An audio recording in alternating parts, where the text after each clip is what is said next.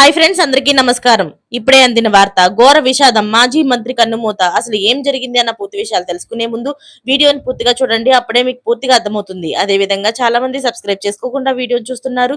దయచేసి సబ్స్క్రైబ్ చేసుకోండి. సబ్స్క్రైబ్ చేసుకోవడం వల్ల నేను చేసే ప్రతి వీడియో అప్డేట్ మీకు ముందుగానే నోటిఫికేషన్ రూపంలో వస్తుంది. అదే విధంగా లైక్ చేయడం మర్చిపోతున్నారు. దయచేసి లైక్ చేయండి.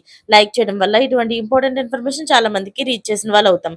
హర్యానా మాజీ మంత్రి సంగ్వాన్ సత్పాల్ గత కొన్ని రోజులుగా కాలేయ క్యాన్సర్ తో బాధపడుతున్నారు. ఆయన అనారోగ్య పరిస్థితి రోజు రోజుకు క్షీణించింది. ఈ క్రమంలో చికిత్స నిమిత్తం మేదాంత ఆసుపత్రిలోని చేర్పించారు. చాలా రోజులుగా ఆసుపత్రిలో చికిత్స తీసుకున్నప్పటికీ కూడా ఆరోగ్యంలో ఎలాంటి మెరుగుదల లేకపోయింది. ఈ రోజు తెల్లవారుజామున 3 గంటలకు గురుగ్రామంలోని మెదాంత హాస్పిటల్లో చికిత్స పొందుతూ ఆసుపత్రిలోనే మరణించారు. ఈ విషయం తెలుసుకున్న నేతలందరూ తీవ్ర దిగ్భ్రాంతిని వ్యక్తం చేశారు.